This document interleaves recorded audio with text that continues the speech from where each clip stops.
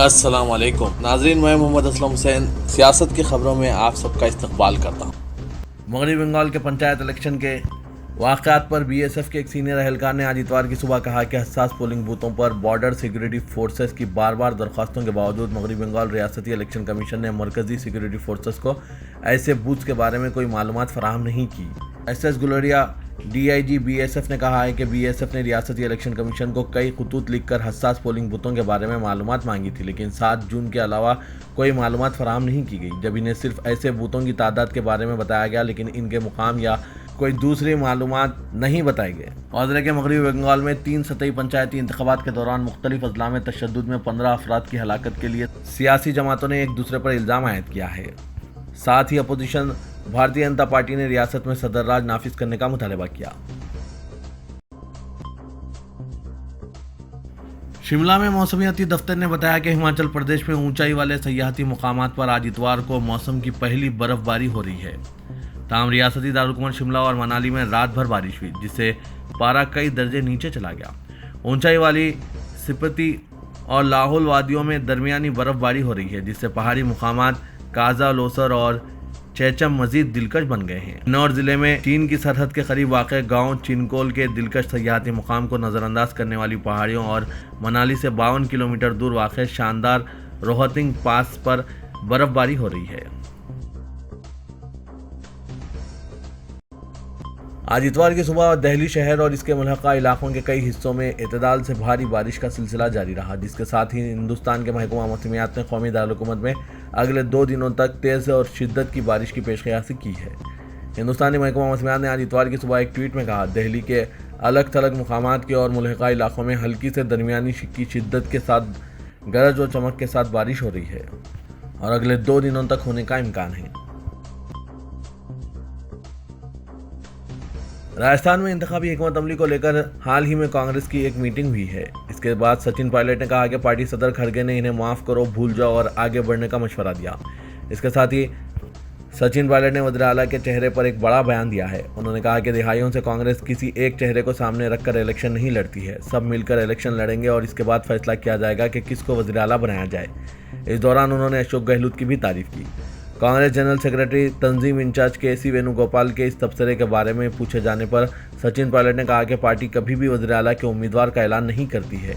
उन्होंने कहा कि मैं समझता हूं कि वेणुगोपाल ने जो कहा वो गलत नहीं है। जब भी हम इलेक्शन में जाते हैं हम किसी चेहरे पर नहीं लड़ते हैं, इसलिए 2018 में जब मैं पीसीसी सदर था और हमने मुत्तहिद होकर इलेक्शन लड़ा था, हमने ये नहीं कहा कि XYZ वज़ीर आला का चेहरा होंगे। हम इसका फैसला इंतखाबात के बाद करेंगे। मरकजी हुकूमत की जानिब से यूनिफॉर्म सिविल कोड के निफाज का शोशा छोड़े जाने के बाद पूरे मुल्क में हलचल मची हुई है। अक़लियती तबक़ात ख़ास तौर पर बेचैन है, लेकिन इसके साथ ही इनमें इस कानून के निफाज को रोकने के लिए ज़बरदस्त बेदारी भी पाई जा रही है। मुल्क भर के समाजी व मिली तंजीमों की जानिब से हुकूमत के इरादे के खिलाफ लॉ कमीशन को राय भेजने का सिलसिला जारी है। अब तक 20 लाख एतराज़ात दाखिल किए जा चुके हैं। तकरीबन 11 लाख पर्सनल लॉ बोर्ड की जानिब से और बाकी दीगर तंजीमों की तरफ से दाखिल किए गए हैं। इसी सिलसिले में हफ्ते की रात उरूसुल बिलाद मुंबई की मजहबी, समाजी और फलाही तंजीमों के नुमाइंदों की ऑल इंडिया खिलाफत हाउस बाइकला में एक मुशावरती मीटिंग मुनक़िद की गई। इसमें लाही अमल तय करने के गर्ज से नुमाइंदों ने इज़हार ख्याल किया। इस अहम मीटिंग में all India Muslim personal law board के सदर मौलाना खालिद सैफुल्लाह रहमानी मेहमान खुसूसी के तौर पर शरीक हुए। मौलाना खालिद सैफुल्लाह रहमानी ने इस मौके पर खिताब करते हुए ये नुक्ते की तरफ सभी का ध्यान खींचा कि हमें यह लड़ाई तनहा नहीं लड़नी है, बल्कि बरादरान वतन को भी साथ लेना है, जिस पर सभी ने इत्तेफाक किया। दरअसल ये नुक्ता रुकन पार्लियामेंट मौलाना बदरुद्दीन अजमल कासमी ने उठाया, जिसकी तायद मौलाना खालिद सैफुल्लाह रहमानी ने भी की।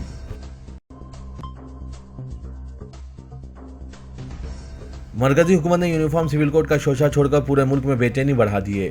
इससे सबसे ज़्यादा मुतासिर कबायली तबके के साथ साथ अक़लियतें होंगे। इसीलिए गुज़िश्ता दिनों नागालैंड के वज़ीर आला नेफ्यू रियो की क़यादत में 12 रुकनी वफ़द ने वज़ीर दाखिला अमित शाह से मुलाकात की। इस मुलाकात में अमित शाह ने नागालैंड के वज़ीर आला को यकीन दिलाया कि कबायलियों और ईसाइयों को यूनिफॉर्म सिविल कोड से मुस्तस्ना रखने पर गौर किया जा रहा है, यानी कि सिर्फ मुसलमानों को ही टारगेट किया जाएगा। उन्होंने नागालैंड के वज़ीर आला को बिल्कुल वाज़ेह अंदाज में कहा कि मुल्क के बहुत बड़े कबायली तबके और ईसाइयों को राहत देने पर गौर किया जा रहा है। अमित शाह से मुलाकात के बारे में नागालैंड के वज़ीर आला ने इत्तला देते हुए बताया कि यूसीसी की वजह से शुमाल मशरिक़ और ख़ास तौर पर नागालैंड में काफ़ी बेचैनी है। इसीलिए हमने रियासत नागालैंड के समाज के तमाम तबक़ात की नुमाइंदगी करने वाला एक वफ़द तरतीब दिया और वज़ीर दाखिला अमित शाह से इस मौजू पर मुलाकात की। वज़ीर के नागालैंड में ईसाई अक्सरियत में हैं और वहां आइन के आर्टिकल 371 ए के तहत मजहबी उमूर की पाबंदी की मुकम्मल आज़ादी है, इसीलिए वहां के मुआशरे में सख्त बेचैनी पाई जा रही है।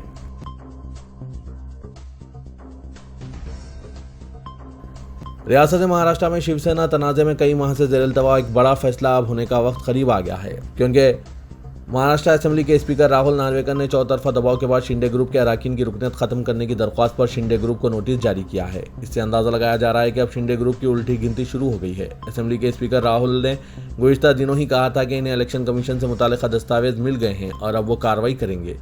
उन्होंने शिवसेना शिंदे ग्रुप के 40 अराकीन को इस ताल्लुक से नोटिस जारी कर दिया कि इनके खिलाफ वेब की खिलाफ वर्जी के मामले में कार्रवाई क्यों ना की जाए। महाराष्ट्र में जारी सियासी हलचल के दरमियान रियासत के साबिक वज़ीर आला उद्धव ठाकरे के बेटे आदित्य ठाकरे ने एक ऐसा बयान दिया है जो बरसर इख्तिदार तबके की परेशानियों में इजाफा कर सकता है। उन्होंने दावा किया कि वज़ीर आला एकनाथ शिंदे को इस्तीफा देने के लिए कह दिया गया है, वो कभी भी इस्तीफा दे सकते हैं। साथ ही आदित्य ठाकरे ने यह दावा भी किया कि शिंदे ग्रुप के 20 अराकीन असेंबली उनके राब्ते में हैं। आदित्य ठाकरे ने कहा कि हुकूमत में तब्दीली का इम्कान है। आदित्य ठाकरे का यह तबसरा इन खबरों के दरमियान आया है कि बागी अजीत पवार और इनके हामियों के हुकूमत में शामिल होने के बाद बीजेपी एकनाथ शिंदे ग्रुप को दरकिनार कर रही है। रेलवे ने अपनी तमाम ट्रेनों में एसी चेयर कार और एग्जीक्यूटिव क्लासेस का किराया 25% तक कम करने का फैसला किया है। रेलवे को यह फैसला इस वजह से करना पड़ा है क्योंकि किराए ज़्यादा होने की वजह से इन दोनों क्लासेस के डब्बों में टिकट बहुत कम बिक रहे हैं। आलम यह है कि सीज़न के दौरान भी इन डब्बों में टिकटों की बुकिंग 80% तक भी नहीं पहुंच रही है। इसीलिए रेलवे ने यह फैसला किया है कि वो तमाम ट्रेनों के एसी चेयर कार और एग्जीक्यूटिव क्लासेस के किराए में तखफीफ करेंगे। ये मुसाफिरों के लिए मामूली राहत करार दी जा रही है। उत्तर प्रदेश के गाजियाबाद में एक बार फिर मुबैना तब्दीली मजहब का मामला सामने आया है। गाजियाबाद पुलिस ने दावा किया है कि नोएडा में वाक़ एक कंपनी के मुलाजिम राहुल अग्रवाल उर्फ राहिल और इसके 2 साथियों अब्दुल्ला उर्फ सौरभ खराना और मुशीर सैफी को जबरन तब्दीली मजहब कराने के इल्ज़ाम में गिरफ्तार किया गया है। पुलिस के मुताबिक ये लोग नाम बदलकर दूसरे मजहब की लड़कियों को आशनाई के जाल में फंसाकर तब्दीली मजहब कराते हैं। पुलिस का यह दावा भी है कि गिरफ्तार तीनों मुलजिमीन अब तक 7 अफराद का मजहब तब्दील करा चुके हैं। पुलिस के मुताबिक राहिल ने कंपनी में काम करने वाली लड़की को आशनाई के जाल में फंसाकर इसका मजहब तब्दील करा दिया। जब इन लोगों ने इन लड़की के घर वालों को भी अपना मजहब तब्दील करने की सलाह दी, जिस पर उन्होंने पुलिस को वाक़े की इत्तला दी और पुलिस ने मुकदमा दर्ज करके तीनों मुलजिमीन को गिरफ्तार कर लिया है। पूरे मुल्क में टमाटरों की कीमतों में इजाफा जारी है। इस वक्त टमाटर की कीमत रिकॉर्ड तोड़ 150 रुपये फ़ी किलो से तजावीज़ कर गई है। इसी तरह तुरई, कद्दू और अरवी समेत दीगर सब्जियों की कीमतों में भी इजाफा हो गया है। सब्जियों की बढ़ती हुई कीमतों से आम आदमी की परेशानी बढ़ गई है। गुज़िश्ता दिनों से मुसलसल बारिश के बाद फसल खराब होने से कई सब्जियों की कीमतें पहले से ही बढ़ी थी, लेकिन अब और इजाफा हो गया है। अब 2 दिन पहले तक 120 रुपये फ़ी किलो फरोख्त हो रहे टमाटर 150 रुपये से तजावीज़ कर गए हैं। स्वीडन में कुरान करीम की बेहुरमती के खिलाफ एहतजाज अलीगढ़ में भी शुरू हो गया है। अलीगढ़ मुस्लिम यूनिवर्सिटी के तलबा ने कुरान पाक को नजर आतिश करने के खिलाफ एहतजाज के लिए यूनिवर्सिटी कैंपस में देर रात मार्च किया और फिर वज़ीर आज़म नरेंद्र मोदी को मेमोरेंडम भेजा और इनके सामने अपने मुतालबात रखे। तलबा ने वज़ीर आज़म नरेंद्र मोदी से मुतालबा किया कि वो इस वाक़े की मुखालिफत करें और दुनिया के दीगर ममालिक के साथ इस मामले में स्वीडिश हुकूमत से बास रहने पर जोर डालें। उन्होंने कहा कि स्वीडिश हुकूमत के उकसाने पर कुरान पाक की तौहीन की गई है और वो इस वाक़े की मुखालिफत करते हैं।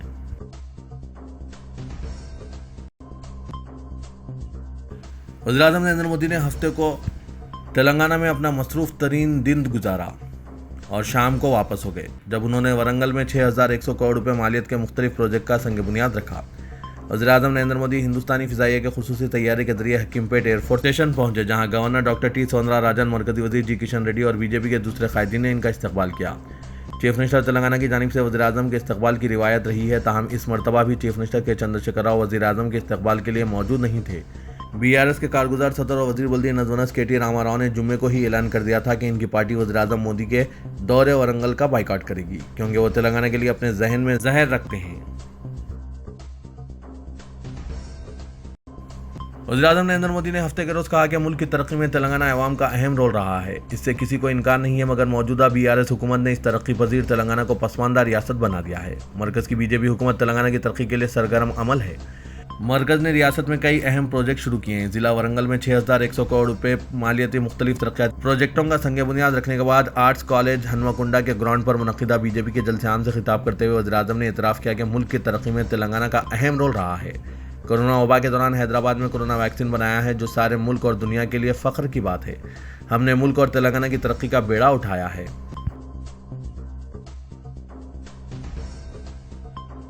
वज़ीर-ए-आज़म नरेंद्र मोदी पर जिन्होंने बीआरएस हुकूमत के खिलाफ सख्त रिमार्क्स किए, जवाबी वार करते हुए तेलंगाना के वज़ीर बल्दी नज़्म और शहरी तरक्यात केटी रामाराव ने कहा कि वज़ीर-ए-आज़म ने 20,000 करोड़ मालियती लोकोमोटिव फैक्ट्री को हत्या कर इसे गुजरात में कायम करने और काजीपेट में 520 करोड़ मालियती वैगन फैक्ट्री कायम करते हुए तेलंगाना अवाम की तौहीन की है।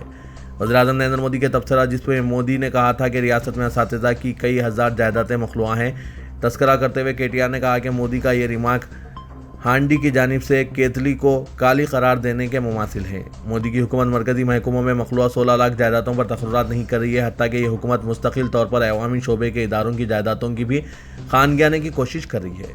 तेलंगाना की यूनिवर्सिटी में मखलूआ जायदादों पर तकर्रुरात का मशवरा देने से कबल वज़ीर-ए-आज़म नरेंद्र मोदी को मुल्क भर की तमाम सेंट्रल यूनिवर्सिटियों में मखलूआ जायदादों पर तकर्रुरात करने चाहिए।